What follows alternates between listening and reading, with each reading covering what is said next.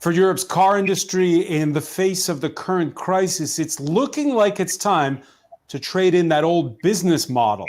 But can it be done without crushing jobs? Hello, everyone. I'm François Picard. Welcome to the France 24 debate. France's President Emmanuel Macron on Tuesday to spell out terms and conditions for a €5 billion bailout for what was once the national flagship company Renault, which the state still has a stake in today. Renault, which last week raised the specter of plant closures and uncertainty over the future of its already fledgling partnership with Nissan. Covid-19 pushing Renault and the rest of the car industry to the brink with 4 times fewer sales than before the pandemic. But many say a reckoning was long due. For years, factories have been operating at under capacity. And as cities go green, commuters no longer see the car as a symbol of status and freedom. And then there's that backbone of globalization, speedy and efficient supply chains. With COVID-19, a virus has proven it can travel much faster than car parts. When China shut its borders, for instance, Fiat had to shut a factory in Serbia that makes audio systems for the 500L. All the cars had to stay on the assembly line. Coronavirus has exposed how much Europe's beholden to Beijing to make the batteries that power the electric cars of tomorrow. Again, how strategic will the car be in a post-pandemic world? Today in the France 24 debate, we're looking at a car industry in crisis. And joining us from Bochum in Germany, Ferdinand Dudenhofer. He is director of the Center for Automotive Research at the University of Duisburg-Essen. Thank you for joining us. Hello, good day. Good afternoon. From Oslo, Norway, Christina Boo, Secretary General of the Norwegian Electric Vehicles Association. Welcome back to the show. Thank you. And we want to welcome from Paris, David O'Neill, CEO of Public Transport Consultants, Kizio. Public Transport Consultants, that's the right label, you'd say? Yeah, exactly. All right. Thank you for being with us at the France 24 debate, where you can always weigh in on the conversation on Facebook and Twitter. The hashtag is F24debate.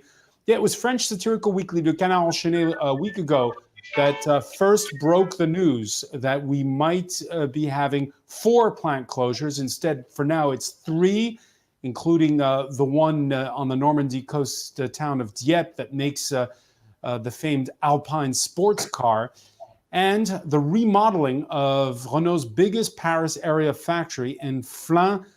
The economy minister, Bruno Le Maire, this Monday, beginning the week by saying there may be job cuts, yes, but the French state will insist on terms and conditions, particularly when it comes to how Renault redefines itself in the years to come. That's how we've managed to lose our industries, by saying you absolutely must stay in France, that you must preserve every job without taking into account how to do it. I'll tell you how we're going to make our industry succeed, where we've already begun succeeding because we have started creating jobs. The first condition is to innovate, invest in new technologies. That's what we have done and will continue to do. The second condition is to focus on new technologies like electric vehicles.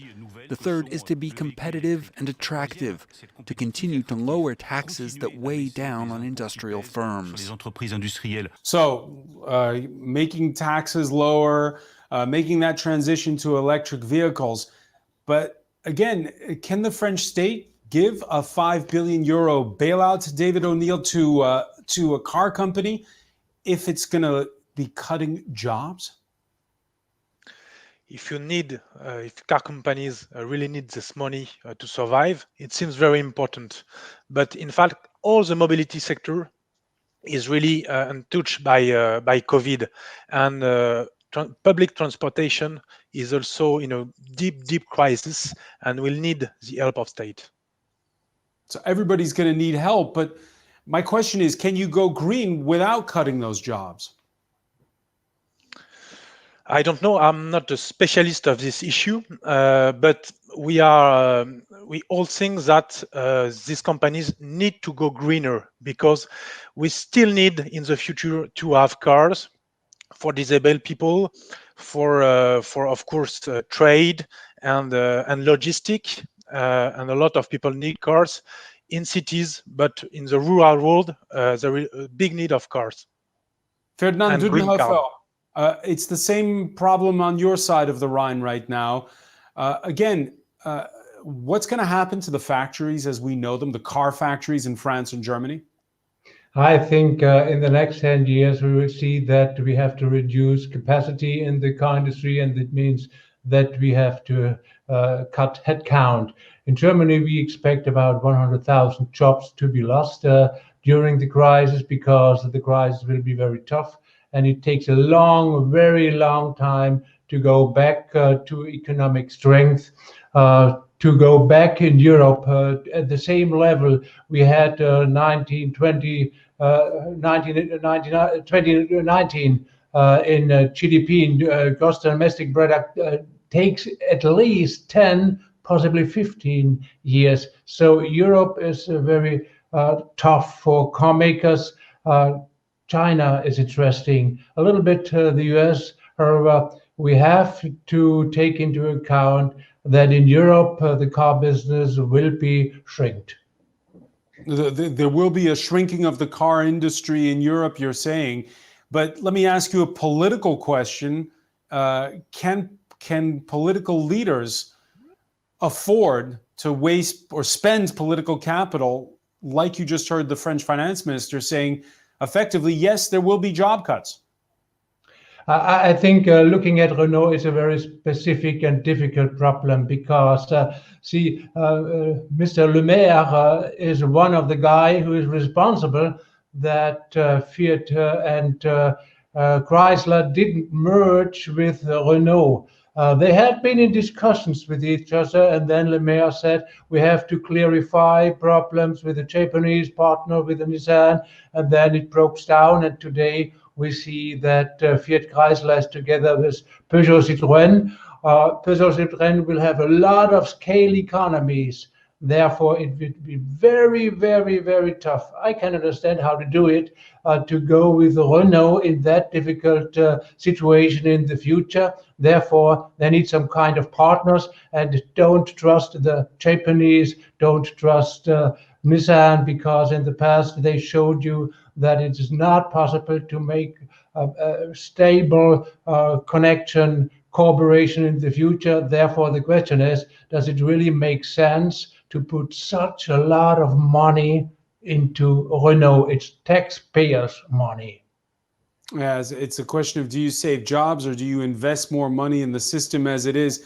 Christine Abu, can we have our cake and eat it too? Go to this Green New Deal that politicians love to promise now, not just on the left, but almost across the political spectrum, while again, at the same time, not ravaging for 10 or 15 years, as you just heard Ferdinand say, the livelihood of not just those who work on the plant floor, but all those subcontractors who depend on them? Well, we do not have a choice. And that has become apparent even faster. We need to change. We need to change the car industry, and fortunately, the European car industry has been slow at changing. We have had China pushing us recently, and that is really been something that Europe should have been taking more seriously earlier. Most important, I think, is the fact that we hardly have battery factories in Europe. We really have to speed up that development. But the car industry itself has to change a lot quicker. And the pandemic doesn't change anything, because you have underlying developments that are pushing this, or strong drivers that is pushing this anyway. And the most important one is that we need to cut emissions, CO2 emissions, really fast. And we need to tackle the transport and our car industry to be able to reduce emissions. Okay, and also, Christina, on that point, you have Renault's big electric model, the Zoe. It's not that big, but yes. it's well, in any case, it's the most known. And that model, the sticker price for a new one is 23,900 euros. So the people who live in rural areas, where, as David O'Neill says, who still depend on the car and will continue to depend on the car, they can't afford one right now. So is it right to make that switch now to electric? This is where policies comes in, because we've done things so wrong earlier on. We haven't had enough incentives to choose EVs because EVs are still more expensive to manufacture. In Norway, however, the Renault Zoe sells really well. It's a pretty cheap car, actually. It's one of the cars that also people with less money buys. Can an essential care worker buy an electric vehicle in Norway? Absolutely. And the reason is that we tax cars that pollute heavily. So buying a new internal combustion engine car is really expensive. That is something that Europe has to start changing as well. But now with the pandemic, I think start with incentives, start with the carrot, and then we can get the stick out later. Sorry to be so crass. How much does it cost? It's pretty much the same price, but the fact is that an equivalent ICE car in Norway is a lot more expensive. So it competes on the price tag. And of course, it's a lot cheaper to run too.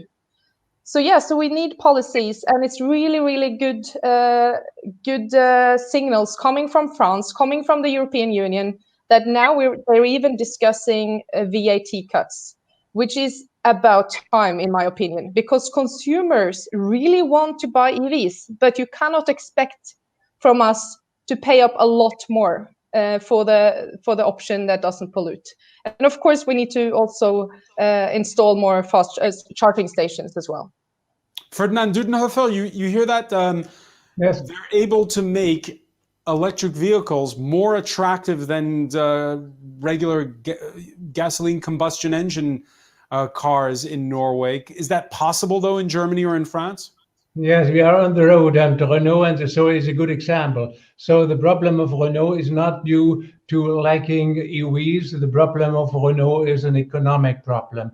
However, going into EVs, we see that VW will start with this big initiative with the ID.3, and they price. There's a car which is the size of a Golf. Compact car, about 30,000 euros, and we have some subsidies in Germany, so it's about 24,000 euros. That's exactly the price of the current Golf and combustion engine. So we are on the road on that, and we have a strong regulation which helps. We have the EU regulation which says each car is not allowed to emit more in average than 95 grams CO2 per kilometer, and that will be strengthened until 2025 and 2030 up to 60. So there is no other alternative in Europe than to go in electric vehicles, and we will do that. Not so strong and not so fast like Norway, because we can't afford that. Norway put a lot of money which they earn with oil in that. This is totally wrong, Mr. Can I just correct you there? Because this is a common misconception about what Norway does. Norway has said no. You pay no taxes for electric. We're not using cost, and you subsidize it with income. No, I don't know. I don't think you know the Norwegian system. We do not subsidize the purchase of cars. We tax combustion engine cars heavily on the price, and we do not tax fully electric cars. So the Norwegian state actually has a big income from car taxes that most other European countries doesn't have. So we don't tax what we want, but we tax what we don't want. And this is something that more and more countries should do. It's in one way, France also started this with a so-called bonus-malus system. It's a very good idea. You don't need necessarily to have subsidies. You can tax the most polluting cars at least, and spend that money to give lower taxes or no taxes at all to electric cars. So it's not a subsidy from our money, because we have a bigger income from car taxes than almost any other country in Europe. I'm selling oil to the world. But do you listen to what I'm saying? It's taxes. There's no subsidies. Yeah, you're taxes. Oil around. In Germany, you don't have any taxes on the purchase of cars. In Germany, there are no taxes on the purchase of cars. Okay. So you subsidize ICE cars in Germany. In Norway, we tax them, and spend that money to help introduce electric cars. So that's a completely different things, and it's a pretty common misconception, but it's not oil money that is doing this. Ferdinand Dudenhofer? Okay, so it's the same. What she said. The other side of the coin, of course, they don't subsidy. They don't pay subsidy. It's a negative tax, and what they do is they can't afford to have no taxes on EVs because they have lots of money available in its state budget due to selling oil. So selling oil helps them to bring EVs to the market. That's fine. However, in the rest of Europe, we don't sell so much oil and don't have so much budgets available. Therefore, we go the road which says to adapt the EU emissions to that 95 gram, and that helps. And we see that the industry is exactly running in that issue. All right, I know that we can continue on this argument for a while. I just briefly, before we move on to that issue that Christina mentioned earlier, which is batteries and the whole supply chain of the whole automobile industry right now. I just want to do one last bit of forensics with you, Ferdinand Dudenhofer, about Renault. You mentioned earlier how there was a little bit too much meddling on the part of the state when it comes to a possible tie-up with Fiat Chrysler. Also want to ask you about what the route is right now between Renault and Nissan. We remember, of course, the November 19 arrest of Carlos Ghosn in Tokyo, the falling out, which may or may not have been over Renault's offer to merge with Nissan, which was a red flag to the Japanese. We had last week the Reuters news agency reporting that Nissan is completely, in the face of the current crisis, rethinking its strategy. The plant in Sunderland in northern England would become the hub for 2 SUV models and could also produce Renault counterparts, the Kadjar and the Capture, although no decision on that is expected imminently. Just very briefly, Ferdinand, what is the future of Renault-Nissan? I think it's difficult because the Japanese and the French people are no longer very strongly together like in the past. Renault saved Nissan.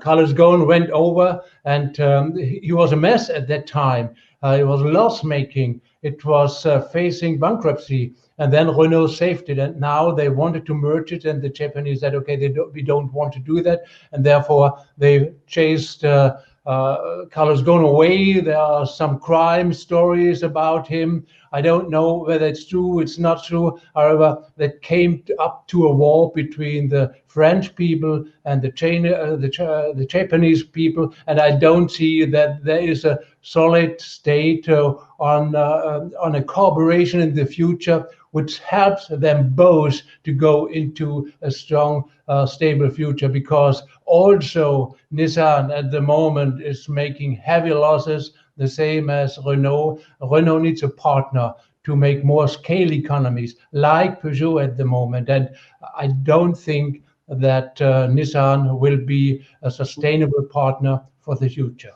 And that brings us to what we were talking about at the outset, which is this whole issue of the car industry and the fact that it operates on this global scale. For that, let's go to Malaysia and bring in David Gonzalez of MIT's Global Scale Network, the CEO and rector of the Malaysia Institute for Supply Chain Innovation.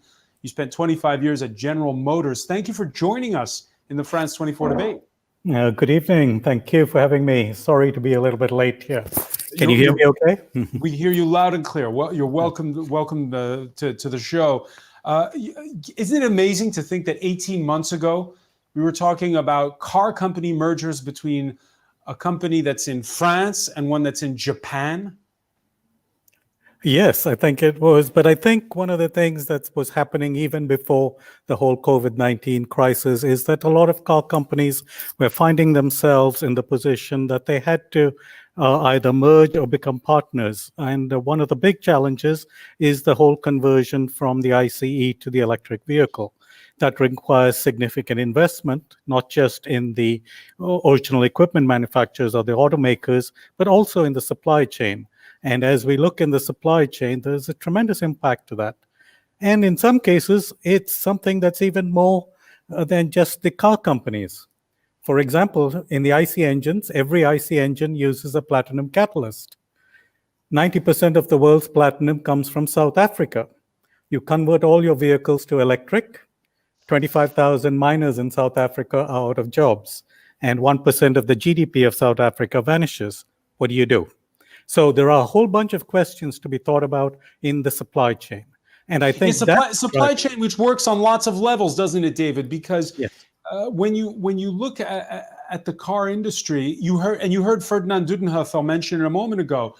The policy is that in an ever fiercely competitive world, you need economies of scale. There's a race to be bigger, but that race to be bigger has backfired. It's backfired in the past on Toyota. You could argue it's backfired as well on Volkswagen. The Dieselgate scandal, in a way, is also part of that pressure to be big at all costs, even if it means skimping a little bit on cheating, if you will, on your emissions tests. This idea of always being bigger, is that not being thrown into question now? I think perhaps some people had the wrong idea of bigger, and that was bigger in terms of market share. When I was at General Motors, we had that problem too. Since then, General Motors has pulled out of a lot of markets, but if you look at their profitability, it's been significantly improved. So I think we're not talking in the future bigger in just being the global leader in terms of the number of sales that you have, but bigger in terms of the technology you bring, the profitability of the enterprise, and the ability to keep that supply chain humming. I think that's going to be a big challenge in the future. And these supply chains have been very taut, haven't they? We've realized how, again, a factory that makes radio components for Fiat cars that are sold in Italy, in Serbia, can no longer operate when the maker of one of the parts in China gets locked down because of COVID-19. Exactly. And even in the startup now, if you noticed in the US, all the automakers tried to start up. Within a couple of days, they all shut down the second shift because they didn't have enough parts. In Malaysia, for example, we produce a lot of electronic components. So we're like a third-tier supplier, second-tier supplier. And we had to go to the government to get those companies certified as critical companies so that they could restart work. And we got them partially because they realized that this whole automotive supply chain, and which Malaysia is a big portion of, depends not just at the manufacturer level, but at the component level too. And that's, I think, going to be a challenge over the next 2 years for the entire industry. It's nice to talk about EVs and IC engines, but right now, for most companies, it's a matter of survival. Most companies, a matter of survival. And again, one of the aspects that's been illustrated, we talked about it when we were discussing the pharmaceutical industry, but in the car industry, and we heard Christina Bu mention it earlier, is, again, those car batteries. They're made in China for the most part. Lithium-ion battery cells in 2019 were made mostly in China, a little bit in Japan and South Korea, and not much elsewhere. When you look at the statistics on that and how this one company, CATL, is so dominant, Christina Bu, how do you answer Bruno Le Maire's call for more industrial sovereignty? Well, this is absolutely necessary, and I am really happy that there are more initiatives in this regard in Europe, even in Norway, because it makes perfect sense to manufacture batteries in countries like my own, where we have almost 100% renewable electricity production. The challenge is that this requires really big investments. And I think that when we are discussing recovery packages, both for the car industry, but also in general, we need to direct those at the future, and the future is green. So yes, I agree with the previous speaker that yes, it's all about saving jobs and saving the companies, but we need to do this the right way, because right now this industry is already struggling because it's been a little bit too slow, especially in Europe, to adapt to the changes. We are facing a total disruption with technology. Norway is early on. We already are at 10% of all passenger cars are fully electric in Norway, which is, we still have a long way to go. But we did that even with cars that wasn't really developed really well. With low-ranged cars, we didn't really have much charging stations. I think that this development, at least in the industrial world, can go a lot faster than what we've seen in Norway. And that is, I think, what every person has a problem with, and that is understanding how quick things can change. And this is a disruptive change. Yes, it's going to take some time still, but it's going to happen really fast. And if Europe doesn't act now, we could just say goodbye to the whole industry, the supply chains, the car manufacturers, and we will be overtaken by other players, and especially Chinese ones. We already let me bring in David O'Neill on this. David, what are your thoughts when you hear the French finance minister talk about industrial sovereignty? That's an important question, and we need that cars that fit the city. And one of the most important questions is how many cars do we need? There is no city that says today we don't have enough cars. So we still need to produce cars, and the better cars in France, and the best is green cars. But there is a real question of the use of car and the car status, and most importance of autosolism, and that things we need to question, and the way you use car today, and all the consequences that has on our health, our cities, and the public policy must be, of course, to preserve our economy and the jobs, of course, but we need also to have a deep reflection on mobility and the status of car in mobility. And we heard, you heard Christine Abu mention charging stations. You remember Arnaud Montebourg when he was the industry minister in France? He was promising us charging stations everywhere. Are they here? Do we have them? I would know, but No, I was asking. Okay. Putting the question to David. Okay. Thank you. No, there are some, and but there are a lot of questions, because in fact, the place where we need this charge station need to be questioned, because we see with COVID that the mobility habits are changing. During the confinement, mobility has dropped off by 80%, and now we are about 50% of mobility. But a lot of questions need to be asked. For example, the volume of the total trips, and people will still have the same habits on shopping or recreation trips, and of course the morning peak, the office work, how everything will change.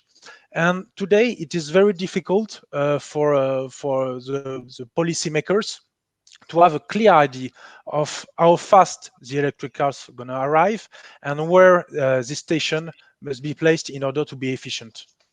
Ferdinand Dudenhofer, at the Center for, at your center, when you're studying the Center for Automotive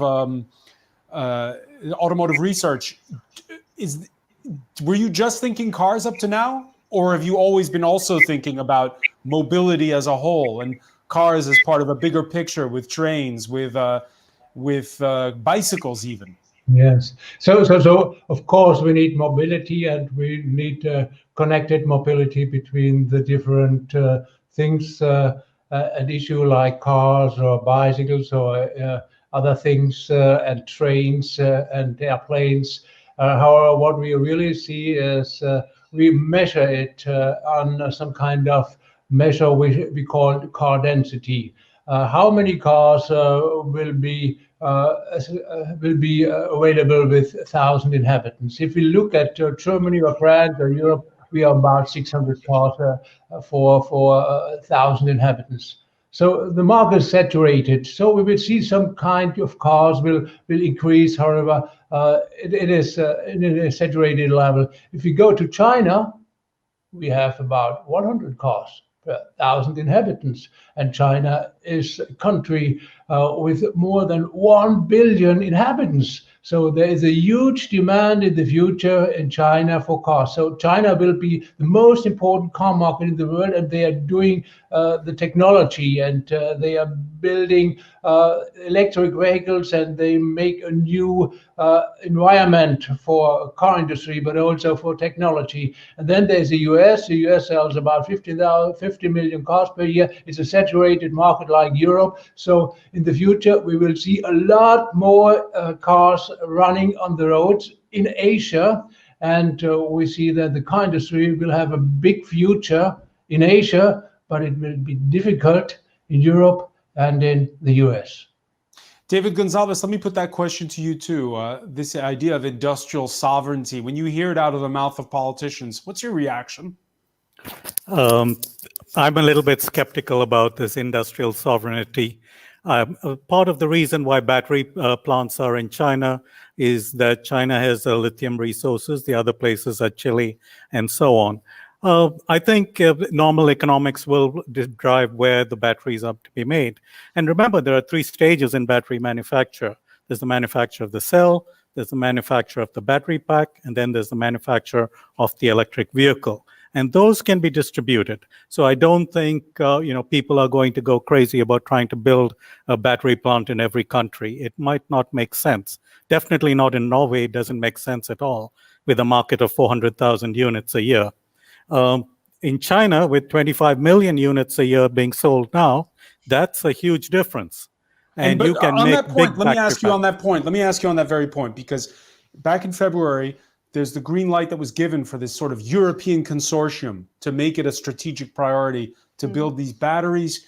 And it's been strongly hinted that the French government, one of those conditions for bailing out Renault is to join in with the likes of Total, of Saft, of Peugeot in building that electric battery. And Renault seems ready to go along with it.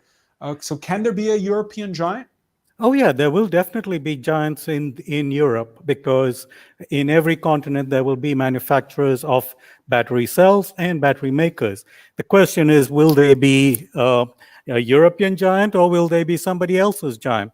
But that doesn't really matter anymore, okay? It's not like somebody's going to cut you off. What you need to worry about is whether they cut you off from lithium.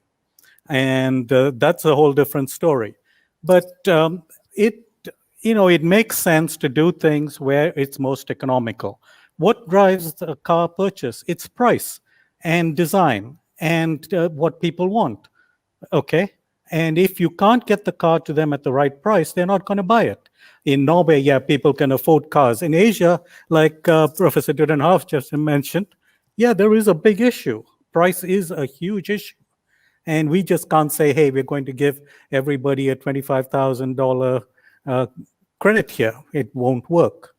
And even the Chinese are struggling with this now. They have been the most aggressive on electric vehicles.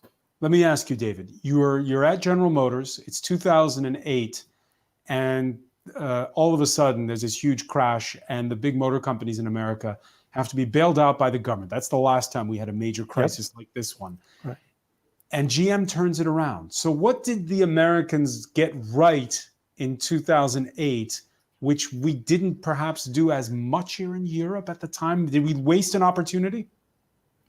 I think one of the big challenges that even the American companies still face is, how do you wean the American public off big pickup trucks, big sport utilities, and how do you get them into electric vehicles when they are very, very far from charging stations? Okay, there is a big market in the US. About 50% of the market is rural market. So that's one challenge. But what do the companies do right? General Motors, what they did right was really refocus away from market into technology and profitability, and become a real company in that sense. What do you mean by move away from markets into technology? Okay. Before that, if you remember, GM had 5 divisions. They had Pontiac, Oldsmobile, Buick. All of those got weaned away. Now there's Buick, Chevrolet, GMC, lot less investment in new product for each of those divisions, but more focused on technology and bringing the electric vehicle. In fact, until this year, GM sold more electric vehicles than Tesla. Elon Musk gets the news, but GM actually sold more electric vehicles. So it was that move, and that made a difference. Now, in Europe, the challenge has been, yes, BMW, Mercedes are all ready to do that, but does their market really ask for it? Now, on the smaller end, for Volkswagen, Opel, Renault, Peugeot, they are in this mass market where the profitability is almost zero. And that's where they are struggling. So whether you make them electric or not, those vehicles are not going to be profitable going forward. And the question is, how do you give them something where they can make a profit? You hear that, Christina Bu? Whether or not they're electric, the European car makers are still going to struggle to be profitable. You agree?